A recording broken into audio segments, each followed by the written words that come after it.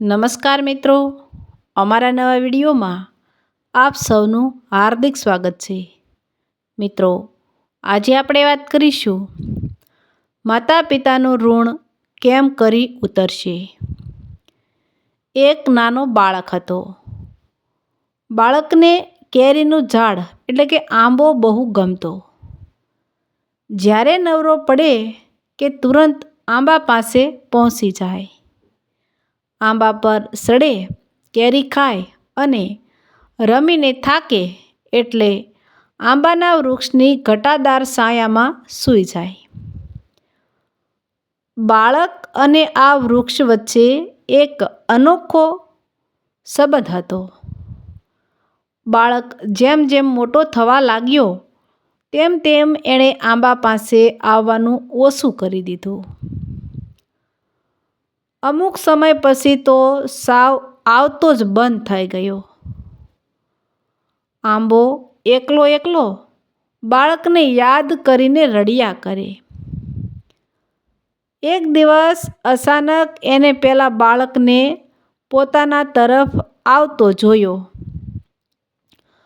આંબો તો ખુશ થઈ ગયો.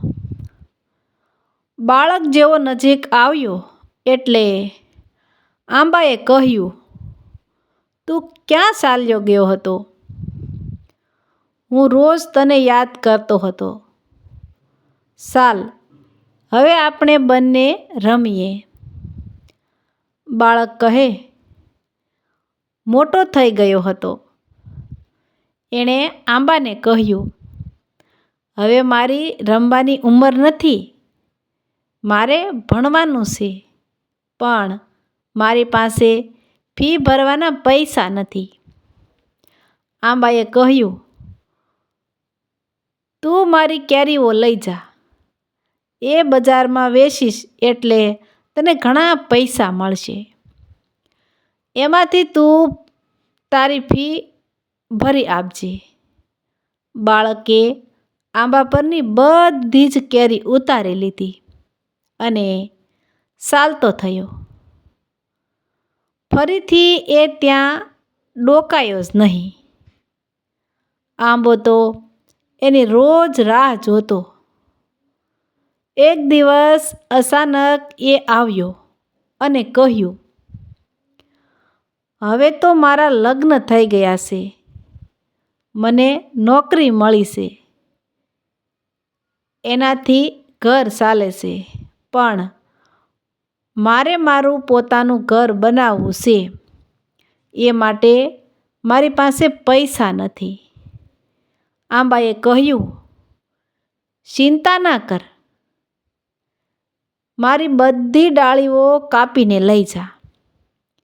એમાંથી તારું ઘર બનાવ." યુવાને આંબાની ડાળીઓ કાપી અને ચાલતો થયો. આંબો હવે તો સાવ ઠૂંઠો થઈ ગયો હતો. કોઈ એની સામે પણ ન જુએ. આંબાએ પણ હવે પેલો બાળક પોતાની પાસે આવશે એવી આશા છોડી દીધી હતી. એક દિવસ એક વૃદ્ધ ત્યાં આવ્યો. તેણે આંબાને કહ્યું, "તમે મને નહીં ઓળખો, પણ હું એ જ બાળક છું જે વારંવાર તમારી પાસે આવતો અને તમે મદદ કરતા."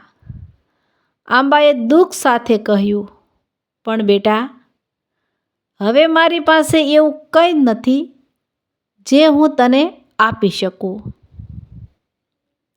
વૃદ્ધે આંખોમાં આંસુ સાથે કહ્યું, "આજે કંઈ લેવા નથી આવ્યો. આજે તો મારે તમારી સાથે રમવું છે. તમારા ખોળામાં માથું મૂકીને સૂઈ જવું છે."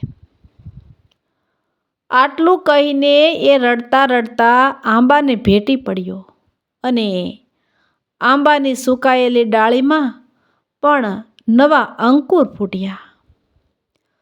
વૃક્ષ એ આપણા માતા પિતા જેવું છે. જ્યારે નાના હતા ત્યારે એમની સાથે રમવું ખૂબ ગમતું. જેમ જેમ મોટા થતા ગયા તેમ તેમ એનાથી દૂર થતા ગયા. નજીક ત્યારે જ આવ્યા જ્યારે કોઈ જરૂરિયાત ઊભી થઈ કે કોઈ સમસ્યા આવી. આજે પણ એ ઠૂઠા વૃક્ષની જેમ રાહ જુએ છે. આપણે જઈએ, એને ભેટીએ ને એને ઘડપણમાં ફરીથી કૂંપણો ફૂટે. મિત્રો, આવા જ નવા વિડીયો જોવા માટે અમારી ચેનલ લાઇક, શેર અને સબસ્ક્રાઈબ કરજો. વિડીયો સાંભળવા બદલ ધન્યવાદ. તો મિત્રો, આ વાત વિશે તમારું શું કહેવું છે તે કોમેન્ટમાં જરૂરથી જણાવજો અને મળશું એક નવા વિડીયો સાથે. ત્યાં સુધી આવજો.